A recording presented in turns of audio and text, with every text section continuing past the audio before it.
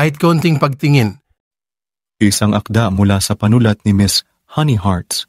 Ang 9 na kabanata.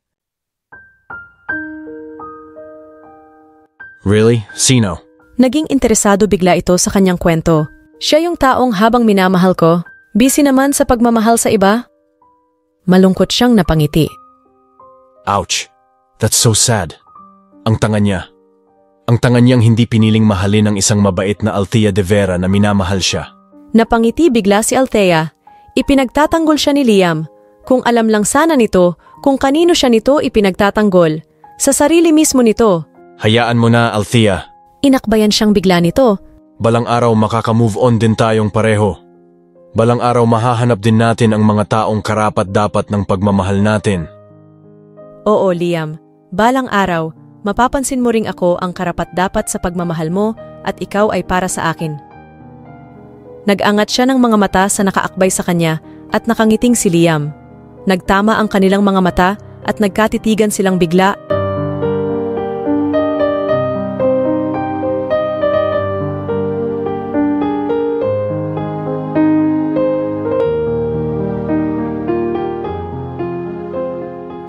Liam! Naputol ang pagtititigan nila nang may tumawag kay Liam. Nang lingunin nila, ay nakitang iyon yung babaeng kasayaw kanina ni Liam. Parang tigreng galit na galit ang mukha nito. Nagulat si Liam at akmang sasalubungin ang babae. Ariella! Ngunit ganun na lamang ang pagkabigla nila nang dire-diretsyong naglakad ang babaeng Ariella, ang pangalan at sinugod ng sampal at sabunot si Althea. Ang kapal ng mukha mong babae kang kalanta rin si Liam. Akin siya at nauna ako sa kanya. Pinaghihila ng Ariella ang buhok ni Althea. Wala naman siyang ibang nagawa kundi ang umiyak at subukang pigilan ng babae sa pananakit sa kanya, ngunit hindi sapat ang lakas niya upang patigilin ito.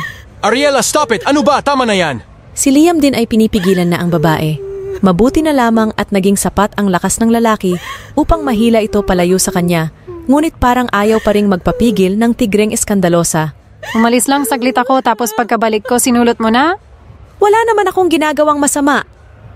Nanginginig ang tinig na sagot ni Althea habang mangiyak-ngiyak.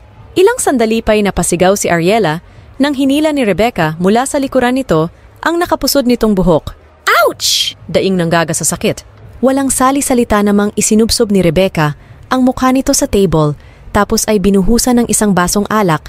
Dagdagan pa ng sabunot din ni Olivia sa buhok nito kaya sabog ang pagkakapusod doon. Nagulat si Althea sa ginawang resbak sa kanya ng dalawang pinsan. Sina Annabel, Caitlin at Hayden naman ay kaagad siyang nilapitan at dinaluhan. How dare you, bitch! Sa susunod kilalanin mo ang kakalabanin mo. Sinubsob pang lalo ni Rebecca ang mukha ni Ariella sa lamesa. Next time, lay a finger to a De Vera again and you'll be dead. Understood, huh, bitch? Sunod pa ng mataray ring si Olivia. Sorry na. Iyak na ng iyak ang biglang umamong tupa na si Ariella. Answer me, bitch! Muli ay malakas na hinila ni Olivia ang buhok ng Gaga. Yes, hindi na. Pumagitna sa kanila si Luther, sinaway at hinila na palayo kay Ariella ang kapatid na si Rebecca. Enough, Rebs. Maging si Brandon ay sinaway na rin ang pinsang si Olivia. Relax na, Liv. Parehong binitawan na nga ni na Rebecca at Olivia ang bitch na babae. Si Oscar na may inalalayan na rin mula sa pagkakalugmok ang huli mula sa mga kamay ng mga pinsang babaeng palaban. Next time, make sure that our paths won't cross ever again. Or else I'll slap you even harder than I did tonight. Tandaan mo yan. Banta pa ni Rebecca, wala naman nang ginawa yung Ariella kundi ang magtakip na lamang ng mga kamay sa mukha at umiyak ng umiyak. Make that girl disappear in front of us really right now, Oscar. Diyos ko, nakaka-hypertension ang pagmumukha niya. Maarte namang iniutos ni Olivia sabay irap sa kawalan. Yes, boss! Tumango si Oscar, tapos ay marahang iginiya na si Ariella palabas ng bar. Kaagad namang dinaluhan si Althea ng mga pinsang nagtanggol sa kanya. Are you okay, Althea? Nagalusan ka ba? May sugat? Naging marahan sa pagkakataong ito ang nag-aalalang boses ni Rebecca. Maging si Olivia ay isa-isa ring chinek ang kanyang mga braso at ulo kung nagkagalos siya. Okay lang ako, Rebs. Salamat sa inyo. Anya? It's all my fault. Kasalanan ko lahat kung bakit nangyari to. I'm so sorry, guys. Lalo na sa'yo, Thea. Puno naman ang pagsisisi at pag-aalala rin ang boses at mukha ni Liam. Talagang kasalanan mo, Liam. Nagtaas ng boses bigla si Rebecca sa lalaki. Rebs! Marahang hinawakan niya ang pinsan sa braso upang pigilan ito sa pagbuntong ng galit kay Liam. Walang kasalanan si Liam. Hindi rin niya ginusto ang nangyari, saka pinigilan din naman niya yung babae kanina mula sa pananakit sa akin. Bumuntong hininga si Rebecca at kinalma na nga ang sarili. Kahit pa sabihing hindi mo nga ginusto yung nangyari, next time around, Liam, make sure na hindi na mapapahamak ang pinsan namin mula sa mga kamay ng babaeng sangkot sa'yo. Asahan mo, Rebs. Determinadong tumango si Liam. Sa totoo lang, wala naman talaga kaming anumang closure ng babaeng yon. We just danced earlier, and that was it. Ni hindi pumasok sa isip kong gagawa siya ng eskandalong ginawa niya ngayon. Liam, we protect each of our cousins. Ni Lamok, hindi namin hinahayaang dumapo kay Althea. Kaya sana ingatan mo ring hindi siya naagrabyado ng kung sinong babae mo dahil lang sa'yo.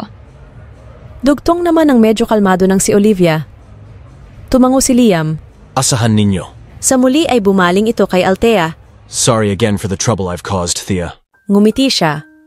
The concern that draws on Liam's face makes her feel secure again. Wala kang kasalanan, Liam.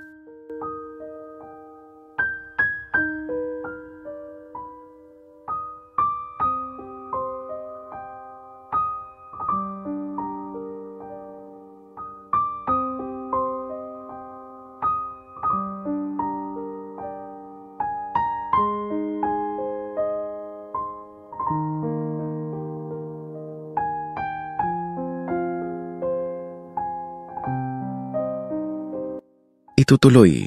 Abangan ang susunod na kabanata.